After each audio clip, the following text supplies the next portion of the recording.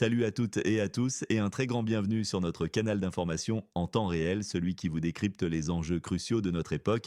Aujourd'hui, préparez-vous à plonger au cœur d'une potentialité diplomatique qui, si elle se concrétise, pourrait bien à terme redessiner de manière significative les contours géopolitiques de notre monde contemporain. Une rencontre éventuelle dont la date est désormais projetée pour l'année 2025 est actuellement envisagée, une possibilité qui fait grand bruit sur la scène internationale.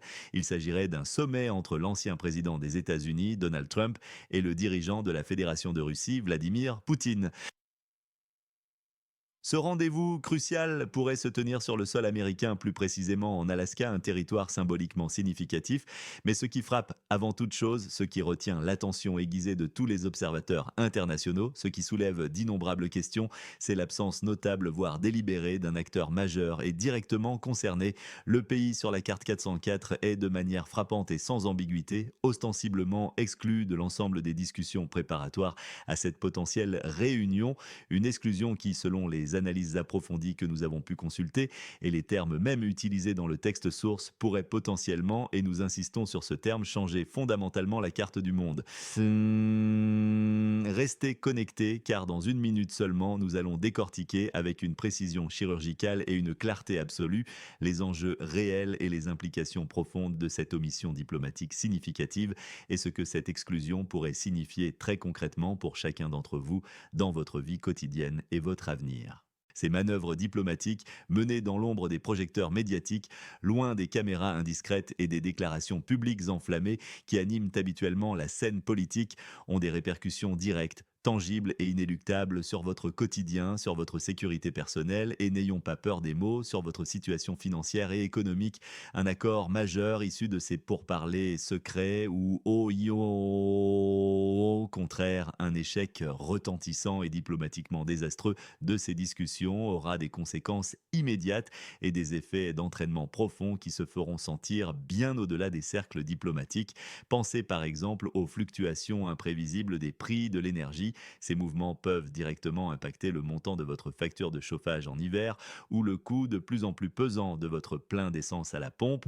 Imaginez les bouleversements potentiels sur la stabilité déjà fragile des marchés financiers mondiaux, des secousses qui peuvent affecter drastiquement la valeur de l'épargne que vous avez si durement accumulée, menaçant ainsi vos projets d'avenir ou votre retraite. Faut considérer également les répercussions inattendues sur les chaînes d'approvisionnement globales, des perturbations qui peuvent influencer directement la disponibilité et par conséquent le prix des produits essentiels que vous consommez et utilisez chaque jour, des denrées alimentaires aux biens de consommation courante, votre tranquillité d'esprit, la solidité de vos placements financiers, l'accessibilité des biens et services fondamentaux, tout est potentiellement et directement affecté par les résultats, qu'ils soient positifs ou négatifs, de ces discussions de très haut niveau. C'est précisément pour toutes ces raisons que comprendre ces dynamiques complexes n'est pas un luxe intellectuel, mais bien une nécessité impérieuse pour chaque citoyen informé et conscient. Au centre de toutes ces rumeurs persistantes qui alimentent les spéculations des chancelleries et des médias se trouve donc ce sommet potentiellement historique entre le dirigeant américain et le leader russe dont la tenue est envisagée, nous le répétons, pour l'année 2025 en Alaska. L'objectif principal affiché de cette rencontre, selon les déclarations officielles qui nous sont parvenues, a été précisé par Caroline Leavitt, la porte-parole et attachée de presse de Donald Trump. Elle a décrit cette réunion comme étant avant tout un exercice d'écoute. L'ambition affichée par l'ancien président des États-Unis serait de parvenir à une meilleure compréhension mutuelle entre les deux parties, une sorte de dialogue exploratoire visant à sonder les intentions de chacun. La Maison-Blanche, à travers ses communications stratégiques, s'efforce manifestement de minimiser l'importance et la portée de ce futur sommet, le présentant davantage comme un simple échange préliminaire d'informations et de points de vue, plutôt que comme de véritables négociations diplomatiques engageantes avec des résolutions concrètes à la clé. La perspective de Washington est à ce stade claire et délibérément circonscrite. L'objectif premier et exclusif de cette discussion serait de trouver une issue, une solution au conflit qui secoue avec une violence persistante la région du nord de la mer Noire. Il est formellement exclu du point de vue américain. Il n'est absolument pas question d'élargir le dialogue à d'autres sujets de discorde internationale, même si ceux-ci sont nombreux et complexes. Il s'agit donc d'une approche très spécifique, rigoureusement axée sur un seul et unique dossier brûlant, celui de la résolution de la crise dans cette zone. Le Kremlin, de son côté, n'a pas laissé planer le moindre doute quant à ses attentes inébranlables et à ses conditions impératives pour parvenir à une paix. Moscou a clairement et de manière non équivoque formulé ses exigences fondamentales. Parmi celles-ci, un point central et non négociable, le retrait immédiat, complet et sans condition des forces armées du pays sur la carte 404 de la région contestée du Donbass. Mais cette exigence n'est que la première d'une série. Moscou demande également, avec une insistance qui ne se dément pas, que le pays à la frontière avec la Fédération de Russie renonce définitivement et de manière irrévocable à toute perspective d'adhésion future à l'organisation du traité de l'Atlantique Nord, l'OTAN, perçue par le Kremlin comme une menace directe à sa sécurité. La démilitarisation intégrale du territoire de l'instabilité est une autre condition sine qua non posée par la Russie visant à réduire toute capacité offensive militaire. De plus, la fédéralisation du pays, impliquant une réorganisation en profondeur de sa structure interne vers une plus grande autonomie régionale, est également un prérequis. Enfin, et c'est un point absolument crucial qui a des implications majeures pour la souveraineté de l'État, le Kremlin insiste pour que tout accord de paix, tout traité de cessez-le-feu durable soit signé sans la participation active et directe du pays de changement. Plus encore, l'Union européenne elle-même serait écartée de ce processus de signature, une exclusion qui vise à légitimer un accord bilatéral entre puissances majeures, une position ferme qui laisse très peu de place à l'interprétation ou à la négociation sur ces points fondamentaux et qui vise à dicter unilatéralement les termes d'une résolution finale du conflit. Cette approche unilatérale de la résolution d'un conflit d'une telle ampleur, qui écarte d'emblée des acteurs clés et directement affectés par la crise, provoque, comme on pouvait s'y attendre, une onde de choc palpable et suscite de vives réactions, parfois indignées, sur la scène internationale. Le président de l'ancien partenaire de l'Ouest, Volodymyr Zelensky, n'a pas tardé à exprimer son point de vue et ce dernier est empreint d'une certaine amertume et de désapprobation. Il considère, avec une pointe de pessimisme et de résignation, cette potentielle rencontre comme une victoire personnelle indéniable pour Vladimir Poutine.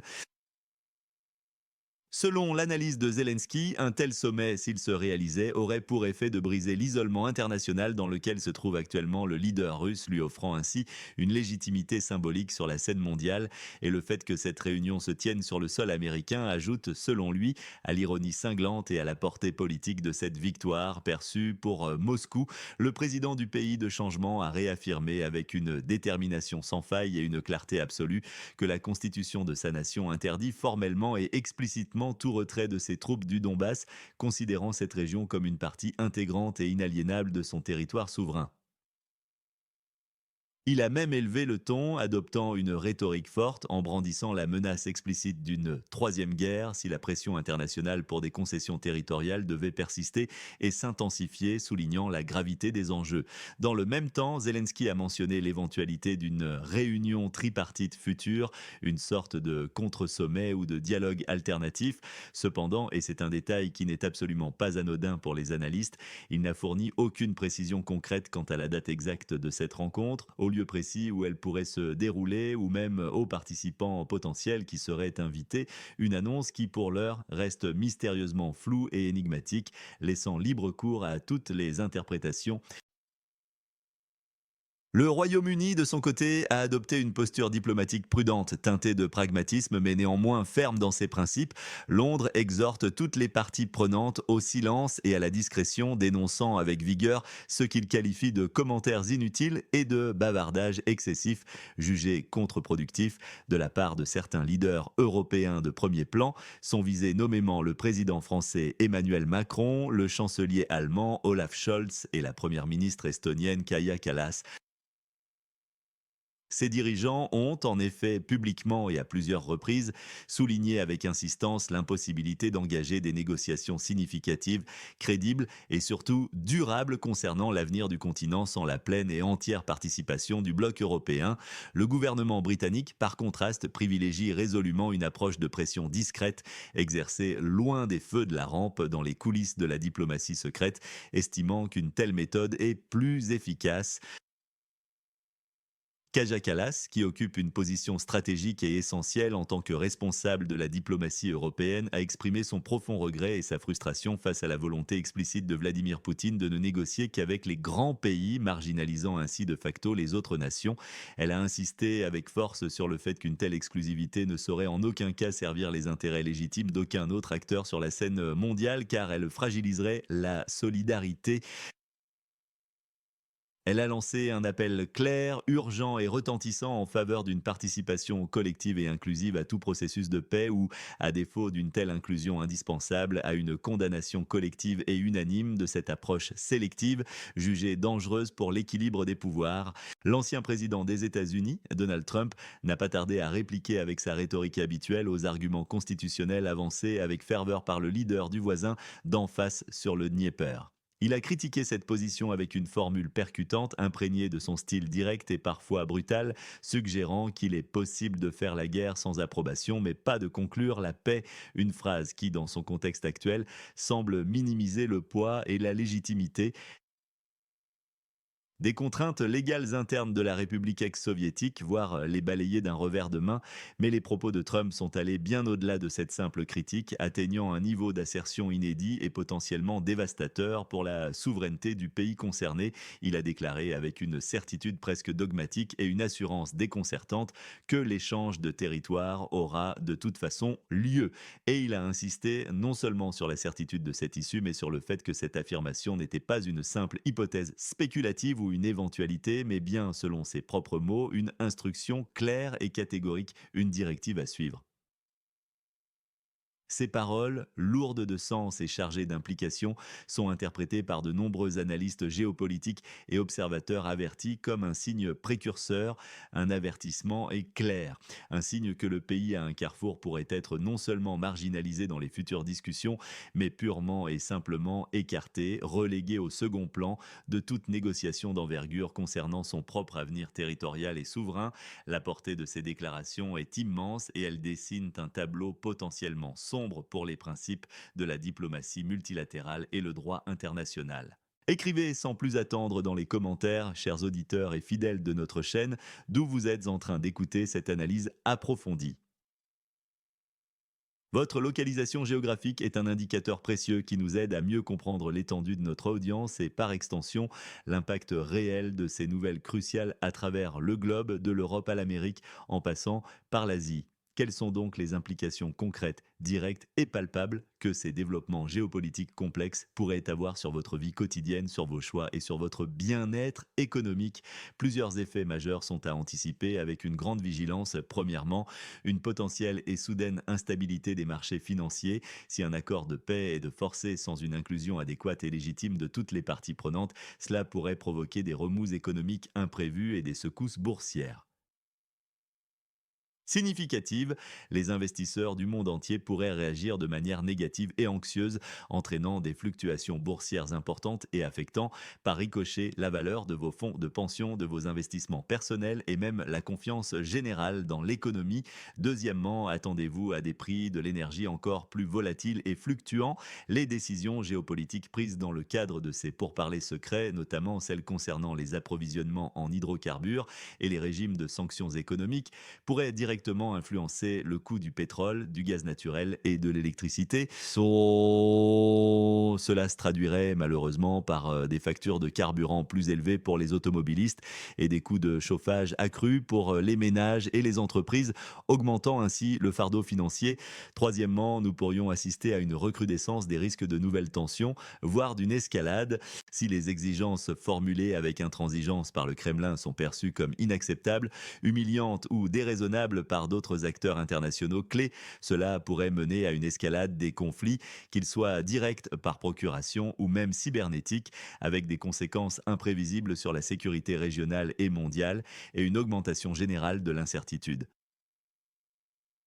Enfin, et c'est un point crucial pour l'avenir de l'Europe, une perception générale d'un affaiblissement marqué et durable de l'influence européenne sur la scène mondiale pourrait s'installer si l'Europe est mise à l'écart des négociations qui la concernent directement et qui touchent à ses intérêts vitaux. Cela pourrait non seulement affaiblir considérablement son poids diplomatique et son pouvoir de négociation, mais aussi potentiellement remodeler les alliances géopolitiques existantes, créant de nouveaux blocs de pouvoir et redéfinissant les équilibres traditionnels établis depuis des décennies. Revenons maintenant avec une analyse plus approfondie à cette rencontre hypothétique mais controversée et aux scénarios qui la sous-tendent, tels qu'analysés par les experts. Les analystes spécialisés dans les relations internationales et la géopolitique ont élaboré et modélisé trois scénarios principaux quant à l'issue la plus probable de ce sommet potentiel entre Trump et Poutine. Le premier scénario envisagé, celui d'un sabotage pur et simple de la réunion, c'est-à-dire un échec délibéré, concerté ou non, des discussions avant même qu'elles n'aboutissent à quoi que ce soit de concret, est jugé très peu probable. Sa probabilité est estimée à seulement 10%. Ce scénario impliquerait une absence totale de volonté d'arriver à un consensus minimal ou une opposition insurmontable de l'une des parties à l'engagement d'une réelle négociation conduisant à une impasse totale dès le départ. Le deuxième scénario, et c'est celui qui est considéré comme le plus probable de loin, avec une estimation de 60% de chances de se réaliser, serait la conclusion d'un accord purement verbal. Il s'agirait d'une entente de façade sans mesures concrètes, précises et immédiatement applicables sur le terrain, une absence d'engagement contraignant. L'objectif principal de ce type d'arrangement serait avant tout de permettre à toutes les parties impliquées de sauver la face politiquement, de présenter une image de progrès et de diplomatie sans que cela n'entraîne de changements réels ou substantiels sur le terrain ou des concessions difficiles, une sorte de trêve de façade, une déclaration d'intention plutôt qu'une feuille de route concrète. Enfin, le troisième scénario, celui d'une paix véritablement mise en œuvre et concrétisée où Donald Trump userait de tout son pouvoir d'influence pour forcer les différentes parties à des actions concrètes, rapides et irréversibles, est jugé moins probable que le précédent à 30%. Toutefois, les experts soulignent avec insistance que ce scénario, bien que minoritaire dans les probabilités, ne peut être totalement écarté, et ce surtout compte tenu du style imprévisible, disruptif, parfois non conventionnel, et souvent audacieux de l'ancien président américain connu pour ses coups d'éclat. Pour ne manquer aucune de nos analyses approfondies, aucune de nos mises à jour en temps réel sur ces événements cruciaux qui façonnent et redéfinissent notre monde jour après jour, n'hésitez pas à vous abonner dès maintenant à notre chaîne. Votre soutien précieux nous permet de continuer à vous informer avec précision, rapidité et indépendance. En parallèle de ces mouvements diplomatiques d'envergure mondiale, des tensions internes profondes et persistantes s'intensifient dans la région politiquement agitée. Un point de friction majeur et récurrent concerne la question sensible de la langue russe. Malgré les interdictions officielles strictes et les efforts considérables déployés par le gouvernement central pour promouvoir activement l'usage exclusif de la langue d'État, le russe demeure de manière indéniable et visible largement utilisé au quotidien par une part significative de la population. Cela est particulièrement vrai et manifeste dans les grandes agglomérations urbaines où le bilinguisme de fait et parfois le monolinguisme russe demeure une réalité sociale incontournable. On le constate notamment dans des villes d'importance majeure comme Kiev, la capitale, mais aussi à Kharkiv, à Dnipropetrovsk et à Odessa, où la coexistence linguistique est un défi quotidien. Les chiffres récents sont éloquents et témoignent de cette tension. Le Bureau de protection de la langue d'État a enregistré pas moins de 1410 plaintes au cours des 6 premiers mois de l'année 2025. Il s'agit d'un chiffre en nette augmentation, représentant près de 350 plaintes supplémentaires par rapport à la même période l'année précédente, ce qui indique une intensification du problème. La majorité écrasante de ces doléances, 36% d'entre elles pour être précis, concernent spécifiquement l'utilisation du russe dans les services numériques et les plateformes en ligne. Le secteur des services en général ainsi que les informations publiques diffusées représentent également une part significative et préoccupante de ces plaintes. Cette situation met en lumière une division profonde au sein de la société du pays de changement et représente un défi majeur pour l'unité nationale et la cohésion sociale à long terme. Sur le plan économique, le pays de changement navigue dans une dichotomie frappante, une contradiction presque paradoxale entre les déclarations officielles faites à haute voix sur la scène internationale et la réalité implacable des pratiques commerciales et des impératifs économiques quotidiens, alors que les autorités de Kiev appellent avec insistance et fermeté au boycott total des énergies russes. Des données économiques récentes et irréfutables révèlent une tendance inverse et même une augmentation spectaculaire, presque contre-intuitive, des importations de gaz russe. En juillet dernier, les importations de gaz russe par la zone de conflit ont augmenté de manière significative, affichant une hausse impressionnante de 54% sur un mois. Le volume total a atteint pour ce seul mois près de 570 millions de mètres cubes, ce qui représente une part écrasante et majoritaire, 70% de ces importations totales de gaz. La question se pose, comment cela est-il possible étant donné les sanctions et les déclarations? Ces achats ne se font pas directement. Ils sont habilement réalisés via des intermédiaires, ce qui permet à l'ancien partenaire du Ouest de contourner l'image politique négative et délicate liée à un commerce direct et visible avec la Russie. Les principaux pays intermédiaires identifiés dans ce circuit complexe sont la Hongrie, qui a fourni 300 millions de mètres cubes, et la Slovaquie, avec 268 millions de mètres cubes. Une partie non négligeable de ces importations transite également via le gazoduc Turkish Stream, un axe énergétique majeur. Cette stratégie de contournement met en évidence une réalité pragmatique et un dilemme stratégique.